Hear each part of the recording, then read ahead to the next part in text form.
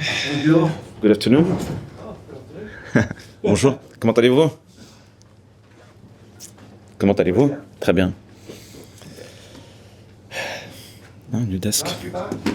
Yeah. Happy? New? No football for 2 weeks. Yeah. It's really long. Boring. Too long, yeah. Okay, ready to go? Yeah.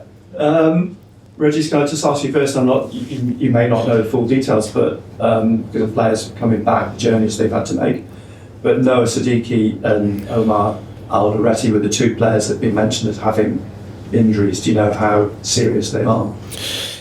For Noah, we checked him yesterday and he seems okay. We'll see after the training session today and tomorrow if he's really available, but we are positive. And for Omar, after 20 hours flight, we'll see. I will check him this afternoon, but we had a quick chat with him yesterday and it was positive, but we have to wait a bit. I assume everyone else okay. I suppose that's your biggest worry, isn't it? International break. Yeah, they are okay. Yeah. What's your thoughts on someone like Trai Hume having played two very intense games for Northern Ireland and now facing the weekend? Is that a worry for you, the amount of football they're playing away? I think at that level, our players like playing intense games against strong teams, and they are used to do it. So it's not a big problem for me. Dan Ballard's coming sort of very much into people's minds at the moment because the performances he's putting in, not only for Sunderland but for Northern Ireland. Is he someone in the ideal world you'd love to be able to include him week in, week out, or starting 11? Yes, he's really close to the squad.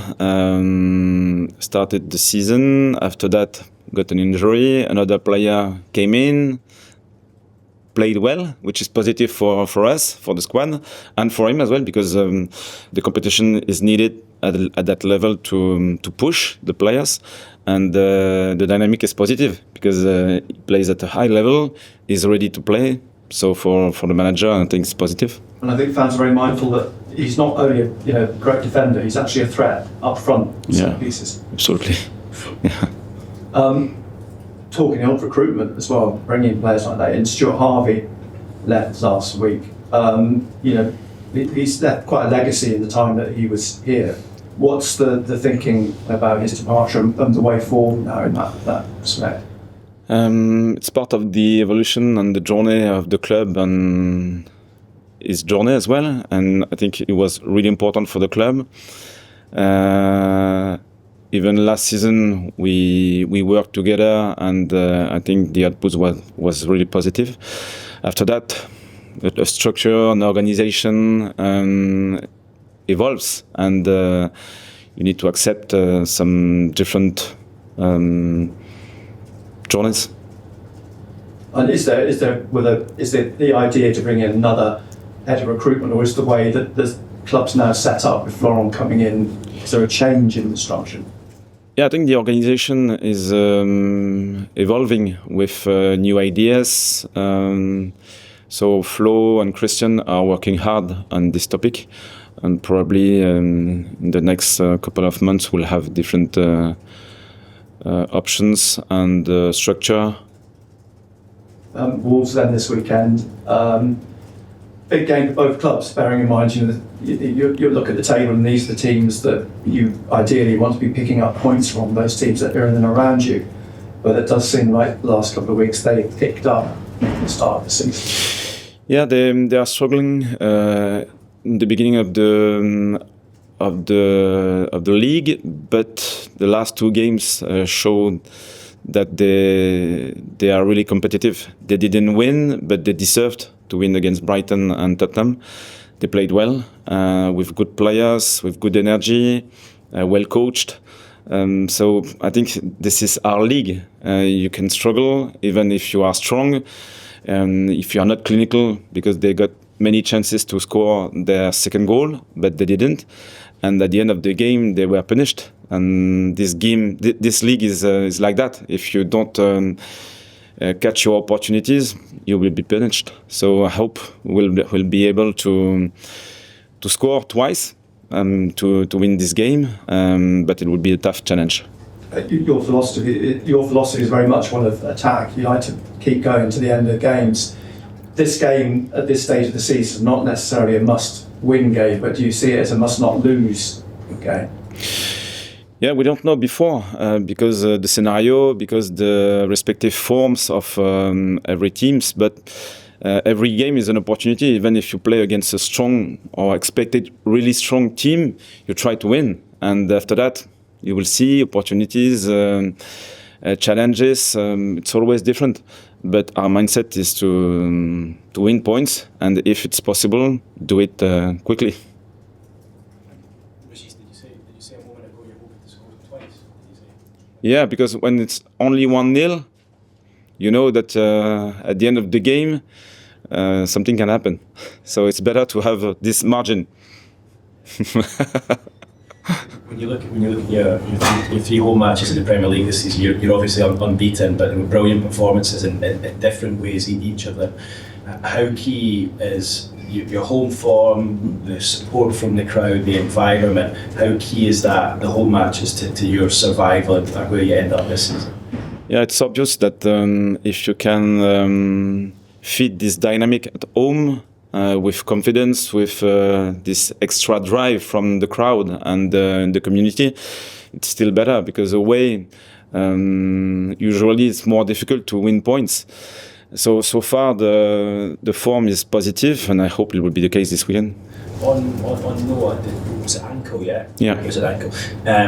And just from the way you answered that question earlier, it sounds as though he's got a chance of playing. Is his situation a relief to you? Were you worried it could have been worse?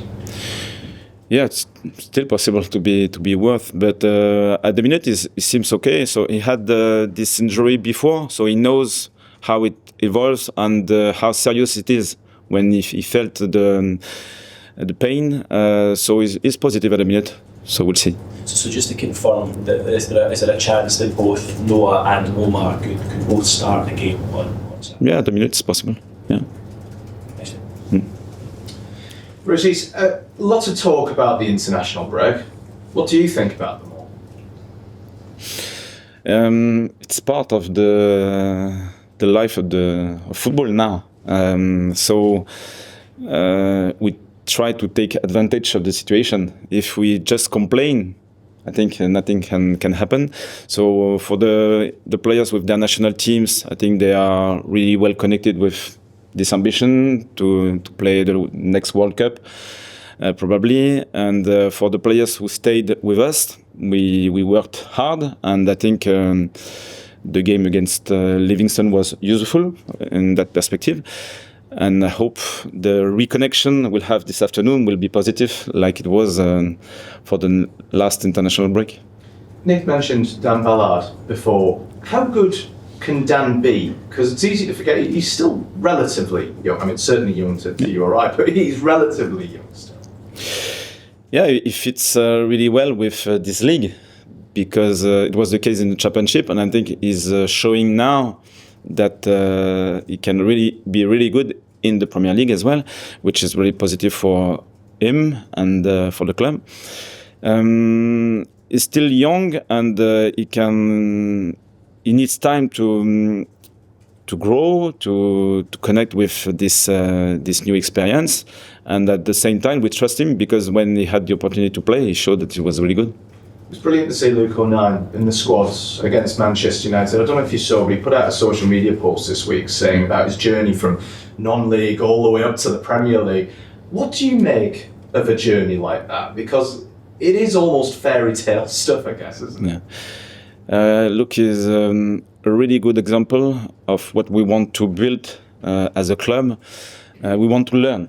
So you have your own skills, your own journey, your own background, but his mentality is absolutely fantastic. So he wants to learn every day. He wants to connect with his teammates. He knows that he needs a strong collective to be a good player, and he shows every day this willingness to learn. So I think it's a really good example for us.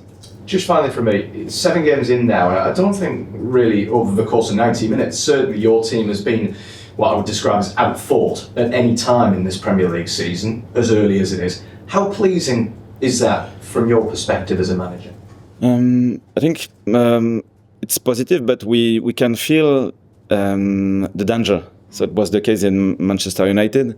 We felt during 20 minutes that when we struggle in one part of our game, the opponent was really able to damage our defense. So it shows on one side that we did well so far, but it's really fragile. And if you don't reset, if you don't pay attention to small details, and they can play well as well, you will be punished. So it's still like a reset, because you will have a new challenge, new opportunities, new problems. And so we are on the edge, like every team, I think, in this league, but happy to be competitive. Hi, Regis. You're talking about the Man U game there, and I know you spoke after the game about, having to make the tactical change. And I just wondered, because you love tactics, you love talking to us about it. How are you finding the fluidity of it within games in the Premier League? It's still a new experience, I think, because we don't live the same situation twice. It's always different. And here, this year, we have a young squad with 14 new signings. So the squad is really young and without strong shared experience as well. So we are still living something new from this side. And we are playing against the best teams in the world. So they are creating new challenges, and with the squad, we are learning together. So probably we struggle, and it was useful. It was negative because we lost for sure, but at the same time, it's part of our learning process. So we have to accept that we'll learn through positive results, but we have to learn through negative results as well. And this experience was, I think, useful for our learning process. And against Wolves, who haven't managed that win yet, and you talked about, they probably deserved it in the last couple of games, but do you think that makes them more dangerous? Because they'll be hungry and they'll be desperate to finally get a win. Yeah, absolutely. So I don't think we can feel complacency through the squad right now. It's not possible, and I think we respect the league. Is it a team in the top of the table or in the bottom of the table? It's still a good challenge, a strong challenge. So probably we can expect something different because they can have a lack of confidence, but at the same time they can have more power, more energy, more desire to win. So it's always the case. So for us, the main point is to respect the opponent, the league, and to be at 100%.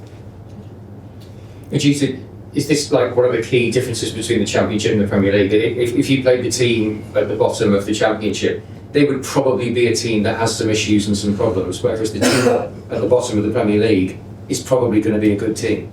Yeah, I don't remember that it was easy last season. Never. So it was always like that. I think maybe it's the mindset of English teams. They believe that they can win against every opponent, and it was already the case last season. So now with more quality, it's obvious that it will be tough. Yeah. With the international breaks, and there's obviously still another one to come, it feels a little bit stop-start, but because you started so well, do you just go have the same mindset that you've had all season after these breaks? Yeah, I think so, and I think we have to stay really consistent through positive or negative results, because we are a young squad, and we'll face tough challenges. I hope we won't lose too many games with 3, 4, 5 goals, because it's possible in that league, and we have to accept that challenge. So ups and downs are part of the process, and resilience, consistency is absolutely needed, because otherwise the mood, etc., can influence your output, and we have to stay really consistent and accept the challenges. Regis, how important is versatility for you when players come into the side? Do they always need to be able to adapt to any position, play in any role, and fill in when they need to? Yeah, it's tough because at that level, managing different positions, different tactical demands is not easy. So we have probably 3, 4, 5 players able to do that, and we have players who are really strong in their position, which is positive as well. So probably it's a question of experience, and it's needed because we'll have different problems to solve, and injuries, suspensions as well. So we are learning, but it's a question of time. So for those players who aren't perhaps able to fill in elsewhere and are more used to just playing in their position, when they come into the side, do they know exactly what they're doing constantly? Are they well drilled? I think so. We are working hard on their connection when they are on the bench as well, because I think it's important.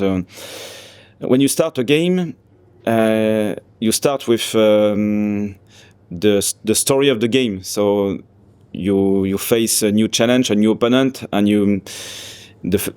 from the first minute until the 45, 60, 70, I don't know, you are on the same page. But when you come off the bench, you have to discover really quickly the setup of the game. So when you are on the bench, it's important to assess the opportunities, the challenges, the style of play, and so on. So when you come on the pitch, you are ready. And we try to implement these ideas, and I think so far it worked well. Can you mention that those who are on the bench obviously stay connected with the rest of the side in terms of what they need to do? What about those who are injured? How do you maintain their connections with the team if they're having to work individually? Yeah, we try. For example, with Habib, he's still connected with our IDP program. So in that program, we try to keep him connected with the story of the journey of the squad, so he can learn from the experiences of his teammates and be ready when he will be fit again. Yeah. What does IDP? Individual development program. Yeah. Good. It comes off, please.